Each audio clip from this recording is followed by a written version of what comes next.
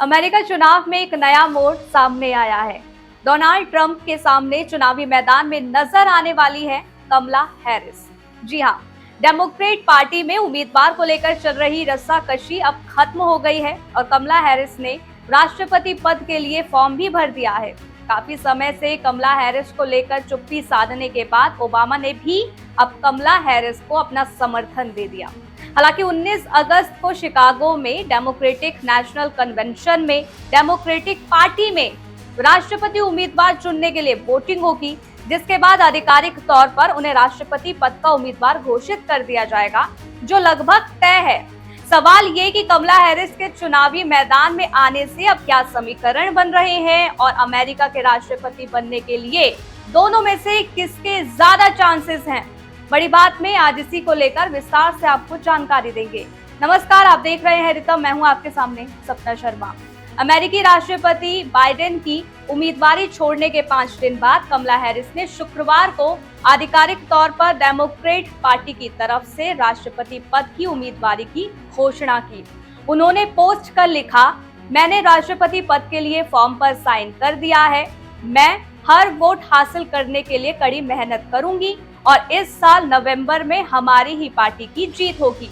इससे पहले रविवार यानी 21 जुलाई को राष्ट्रपति जो बाइडेन ने चुनाव नहीं लड़ने का ऐलान किया था। उन्होंने कहा था कि देश और पार्टी के हित के लिए मैं चुनाव से बाहर हो रहा हूं। साथ ही बाइडेन ने कमला हैरिस का नाम राष्ट्रपति पद के लिए आगे किया था।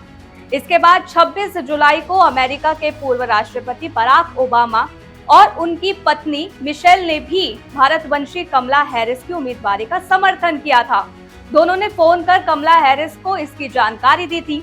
बता दें कि ओबामा ने हैरिस से वीडियो कॉल पर भी बात की थी और ये कहा था कि हमें मिशेल और मुझे आपका समर्थन करने पर गर्व है और हम आपको इस चुनाव में जीत दिलाने और ओवल ऑफिस तक पहुंचाने के लिए हर संभव प्रयास करेंगे। बता दें कि बाइडेन के ऐलान के 2 दिन बाद 23 जुलाई को ही कमला ने राष्ट्रपति पद का उम्मीदवार बनने के लिए डेमोक्रेटिक पार्टी से जरूरी डेलीगेट्स का समर्थन हासिल कर लिया था। हालांकि ओबामा कमला के नॉमिनेशन पर चुप्पी साधे हुए थे और उन्होंने बाइडेन के बैकआउट से 4 दिन बाद कमला को समर्थन दिया। इससे पहले डेमोक्रेटिक पार्टी में मिशेल ओबामा को प्रेसिडेंशियल कैंडिडेट बनाए जाने की बातें सामने आ रही थी। जानकारी थी कि बराक ओबामा और पूर्व हाउस स्पीकर नैन्सी पेलोसी कमला हैरिस के नाम पर सहमत नहीं थे और ओबामा लॉबी चाहता था कि डेमोक्रेट की उम्मीदवार मिशेल ओबामा हो। हालांकि मिशेल ने एक इंटरव्यू में राजनीति से दूर रहने की बात कहते हुए सभी अटकलों को खारिज कर दिया था। लेकिन इस बीच अमेरिकी मीडिया हाउस न्यूयॉर्क पोस्ट ने 3 दिन पहले अपनी रिपोर्ट में ये दावा किया था कि ओबामा कमला हैरिस की उम्मीदवारी से खुश नहीं है। बाइडेन के परिवार के एक सदस्य ने बात करते हुए बताया था कि ओबामा का मानना है कि कमला हैरिस ट्रंप के खिलाफ नहीं जीत पाएंगी। ओबामा चाहते थे कि अगले महीने होने वाले डेमोक्रेटिक नेशनल कन्वेंशन में एरिजोना के सीनेटर मार्क केली को उम्मीदवार के तौर पर चुना जाए। उन्होंने बताया था कि ओबामा गुस्से में थे क्योंकि पार्टी में चीजें उनके मुताबिक नहीं चल रही थी। हालांकि जानकारी है कि बाइडेन के रेस से हटते ही कमला ने डेमोक्रेटिक पार्टी के जिन 100 लोगों को समर्थन के लिए फोन किया था, उनमें बराक ओबामा भी थे। खैर, भले ही कमला हैरिस ने उम्मीदवारी के लिए फॉर्म पर साइन किया हो, लेकिन डेमोक्रेटिक पार्टी में राष्ट्रपति उम्मीदवार चुनने के लिए 19 अगस्त को वोटिंग होगी, जिसके बाद ही आधिकारिक तौर पर पार्टी की ओर से उन्हें राष्ट्रपति पद का उम्मीदवार घोषित किया जाएगा।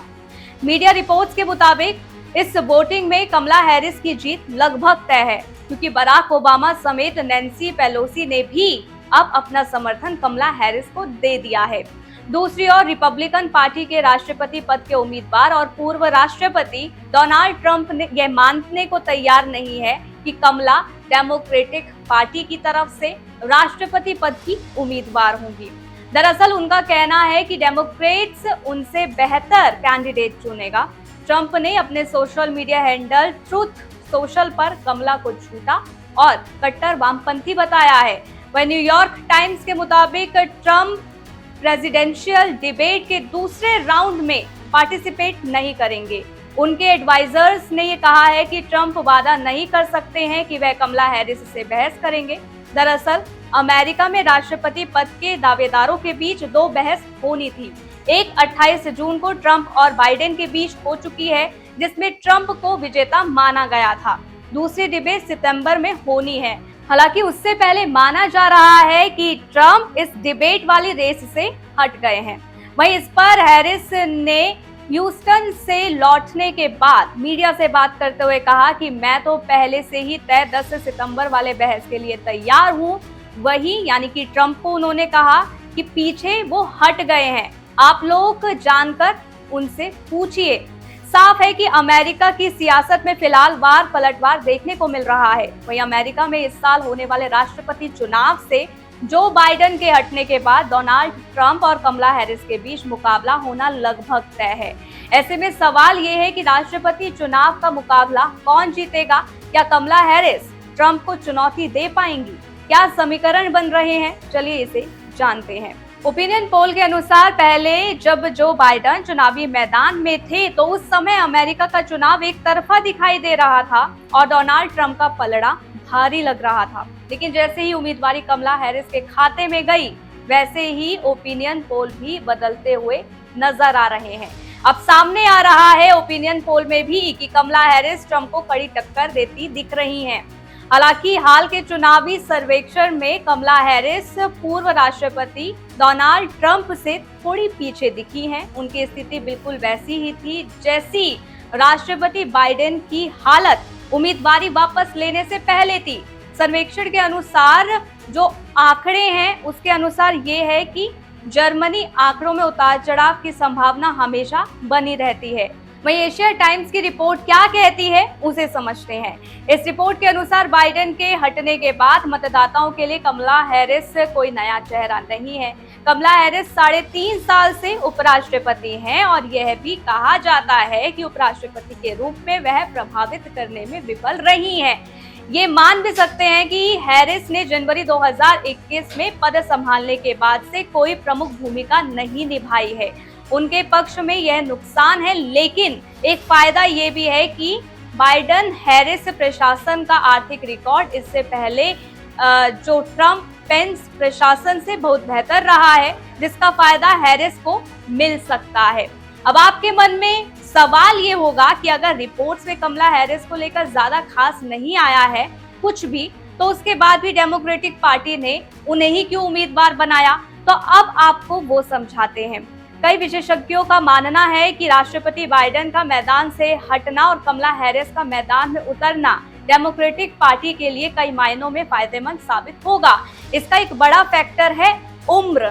दरअसल विपक्षी रिपब्लिकन पार्टी लगातार राष्ट्रपति बाइडेन की उम्र और उनकी सेहत को लेकर लगातार निशाना साध रही थी।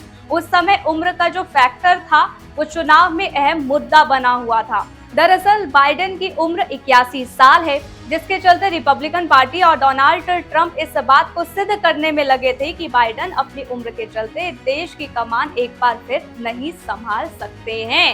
हालांकि अब बाइडेन और डेमोक्रेटिक पार्टी ने ऐसी सियासी चाल चली है जिससे रिपब्लिकन पार्टी का उम्र का फैक्टर का दाव उल्टा पड़ गया है, क्योंकि जिस बाइडेन की उम्र को लेकर विपक्षी पार्टी हमलावर थी, अब उसी बाइडेन की पार्टी ने चुनाव की रेस में कमला हैरिस को उतार दिया है, जो एक युवा नेता हैं और महज 59 साल की हैं। इसके चलते अब चुनाव में सबसे ज्यादा उम्र के उम्मीदवार खुद डोनाल्ड ट्रंप बन गए हैं, जिनकी उम्र 78 साल है। यही नहीं, कमला हैरिस की उम्मीदवारी पार्टी के लिए सिर्फ इसलिए भी फायदेमंद नहीं है कि वो युवा हैं, बल्कि कमला हैरिस एक अनुभवी नेता भी हैं। वो सत्ता में कई सालों से रही हैं और इससे पहले भी साल 2019 में वो राष्ट्रपति चुनाव के लिए सामने आई थी, लेकिन फिर उन्होंने अपना नाम वापस ले लिया था और साल 2020 में देश की उपराष्ट्रपति की कमान संभाली थी। कमला हैरिस अमेरिका की पहली महिला उपराष्ट्रपति बनी, साथ ही वो उपराष्ट्रपति बनने वाली पहली अश्वेत और भारतीय मूल की महिला थी। कमला हैरिस की एक और ताकत यह है कि वो भारतीय मूल की महिला हैं और अमेरिका में काफी संख्या में भारतीय रहते हैं। अमेरिका में भारतीय मूल के 40 लाख से ज्यादा लोग रहते हैं, जिनके वोट को कमला हैरिस की उम्मीदवारी प्रभावित करेगी। यही नहीं, कमला हैरिस एक अश्वेत महिला है, जिससे अश्वेत लोगों का जो वोट बैंक रिपब्लिकन पार्टी की तरफ जा रहा था वो एक बार फिर डेमोक्रेटिक पार्टी में लौट आएगा। एक रिपोर्ट के मुताबिक अमेरिका में साल 2022 में अश्वेत लोगों की तादाद 47.9 मिलियन पहुंच गई है। यह वो फैक्टर है जो कमला हैरिस के खाते में वोट लाने का साधन बन सकता है। इसके अलावा कमला हैरिस अपनी आर्थिक परिस्थितियों और संभावनाओं के बारे में बात कर बढ़त बना सकती हैं। वो इस बात पर जोर दे सकती हैं कि ट्रंप के कार्यकाल में उनका प्रदर्शन कितना खराब रहा।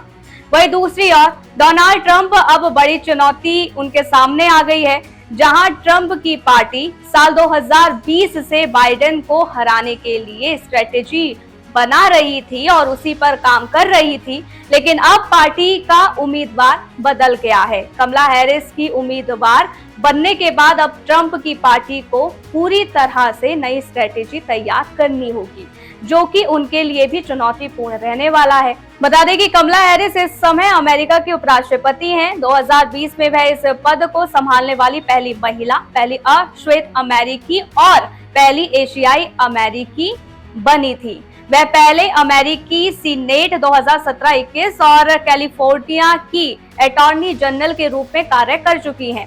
हैरिस के पिता जमैका और मां भारत से थी।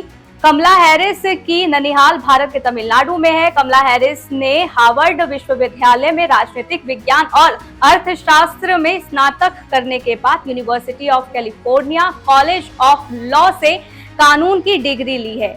अमेरिका की सियासत में फिलहाल नया मोड़ यहाँ पर आ गया है। कमला हैरिस के चुनावी मैदान में उतरने के बाद पूरा समीकरण बदल गया है।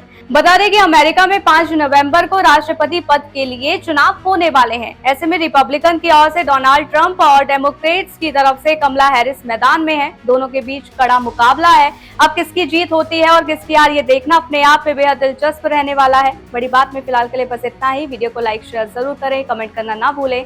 नमस्कार, जय हिंद। सेक्शन लेटेस्ट न्यूज मिलेगा। इसमें आप देश दुनिया की हर खबर PIH और देख सकते हैं। साथ ही दिस डे इन हिस्ट्री में जानिए इतिहास की खास बातें। रितम मीडिया ने खास आपके लिए टीवी और वेब सीरीज सेक्शंस जोड़े हैं। अब देखिए अलग अलग न्यूज चैनल्स और मजेदार कहानियां। और हाँ, सिटीजन जर्नलिज्म को बढ़ावा देने के लिए वीडियो सेक्शन भी है। यहाँ आप अपने इलाके की बातें सब तक पहुँचा सकते हैं। खासकर महिलाओं और युवाओं के लिए भी अलग अलग टैब्स हैं, जो उनकी पसंद और जरूरतों को ध्यान में रखकर बनाए गए हैं। तो अब इंतजार कैसा? फटाफट गूगल प्ले स्टोर या iOS पर जाइए और रितम ऐप डाउनलोड कीजिए। सबसे पहले पाइए अपडेटेड न्यूज।